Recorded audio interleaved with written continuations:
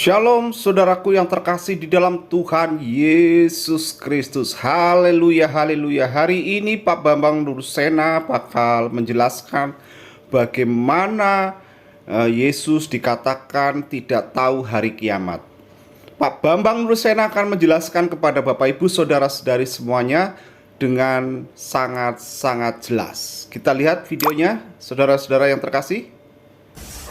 Dalam adat Yahudi mulai dari zaman dahulu dan dilestarikan sampai saat ini ada dua tahap perkawinan. Yang pertama yang disebut tirusin, yaitu pertunangan, dan yang kedua yang disebut nisuin atau perkawinan. Ketika kita membaca kitab, kadang-kadang kita bingung. Waktu itu Bunda Maria dengan Yusuf tunangan.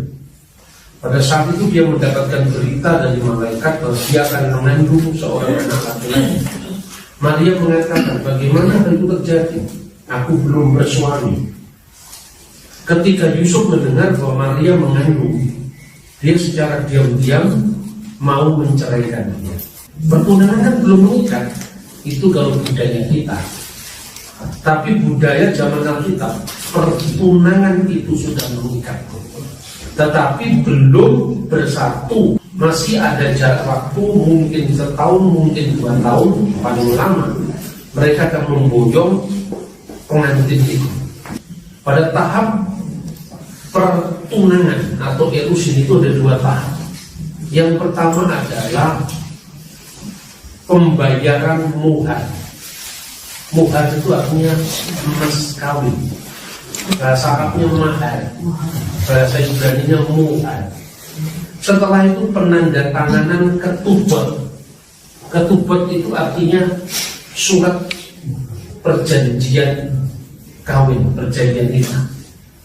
Nah, lalu pada waktu itu, tentu pada zaman Tuhan Yesus, itu tidak orang pacaran sendiri seperti sekarang. Itu ada orang yang mencarikan jodoh ketika anak itu sudah dewasa. Awal pertama pendewasaan itu saat yang namanya bar mitzvah. Maka kemarin ketika keluar dari tembok ratapan, kita melihat banyak sekali orang Yahudi dengan musik-musik tradisional mereka, itu karena anaknya melakukan bar mitzvah.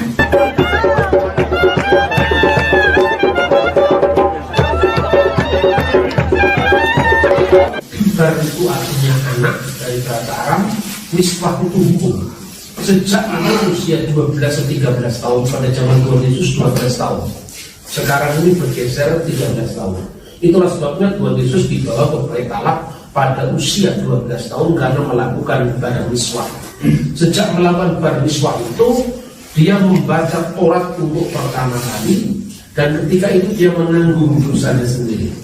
Tapi ketika mereka sudah dilepas dari keluarga itu, maka dia berhak melakukan hukum Taurat. Nah, pernikahan itu kira-kira dibayangkan begini. Ketika misalnya anak Tuhan Samuel perempuan, dia sudah dewasa, dia ingin mendapatkan jodoh, orang tuanya ingin anaknya mendapatkan jodoh. Maka dia mengutus seorang yang namanya Susbenim. Susbenim itu seorang sahabat pengantin, kalau terjemahnya dalam bahasa Inggris. Itu mencarikan jodoh, mungkin dari Kana, Nazareth atau Bethlehem.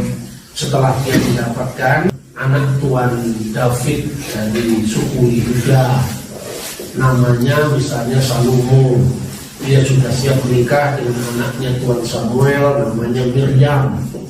Bagaimana? Apa setuju keluarga ini? Kalau setuju, ditawarkan kepada anaknya, Miriam, ini ada Salomo, anak Tuan David di desa Kana, dia menghendaki engkau sebagai istrinya. Bagaimana pendapatmu? Kalau anaknya menerima, dipersiapkan pertunangan. Kalau tidak menerima, ya sudah, mereka diberi hak kesempatan untuk memilih. Tapi rata-rata pada zaman itu jarang yang menolak. Dia siap untuk menikah, maka dibuatlah yang namanya nisuin atau pertunangan. Pertunangan itu mengikat secara hukum, beda dengan tradisi kita, pertunangan itu tidak mengikat. Setelah itu Susbenim atau sahabat pengantin tadi bersama keluarga dari yang mau melamar tadi sudah menyiapkan mas kawin, lalu dibayarkan muhar tadi. Ini saya serius membayar muhar untuk anakmu Miriam, oke? Kita tanda tangani ketupat surat nikah, saya tanda tangani. Biasanya ada pesta anggur di situ. Janganlah, semuanya sudah selesai, sudah lunas, sudah saya bayar muharnya. Berarti anakmu ini sudah berjodoh dengan anak saya, sudah ada ikatan, ini sudah tanda tangani. Karena semua sudah lunas, sudah ditandatangani, alangkah baiknya kalau saya segera pamit sekarang. Biasanya pasti tuan-tuan mengatakan, kenapa berkesa-kesa? Tunggulah beberapa saat lagi, minumlah 2-3 teguk anggur lagi, menghangatkan tubuh. Terus kemudian sang pengantin laki-laki mengatakan, alangkah baiknya kalau saya segera pulang untuk mempersiapkan rumah bagi pengantinku. Di rumah bapakku ada banyak tempat tinggal. Terus kemudian bapak pengantin itu atau keluarga pengantin tidak bertanya, jangan lama-lama, kapan kamu akan kembali? Kembali untuk menjemput pengantin tadi dalam upacara pernikahan yang namanya nisuin tadi. Aku tidak tahu, Susbenimku juga tidak tahu, hanya bapakku yang tahu. Kenapa dia mengatakan begitu? Karena selama seorang anak masih berada dalam ikatan kekeluargaan dengan orang tuanya, dia harus taat sama orang tuanya sampai dia lepas kembali di keluarga itu. Bapak Ibu saudara-saudara, kehidupan Kristus dalam perjanjian baru itu tidak lepas daripada simbol perkawinan. Karena itu perkawinan itu sakral dalam hal ini, hubungan Allah dengan umatnya. Nah, oleh karena itu apa yang dikatakan Tuhan Yesus mulai Yohanes sekarang, secara khusus sekarang Yohanes, Matius, Markus semua kan mencatat tentang perumpamaan gadis-gadis yang bijaksana dan gadis-gadis yang bodoh yang membawa pelita itu kan cuma simbol perkawinan semua. Tapi secara khusus saya batasi Injil Yohanes. Mujizat pertama yang ditulis oleh Yohanes adalah mujizat tentang perkawinan di Kana. Dan Injil Yohanes ditulis oleh Rasul Yohanes anak Zebedius yang juga menulis 3 surat Yohanes dan kitab Wahyu.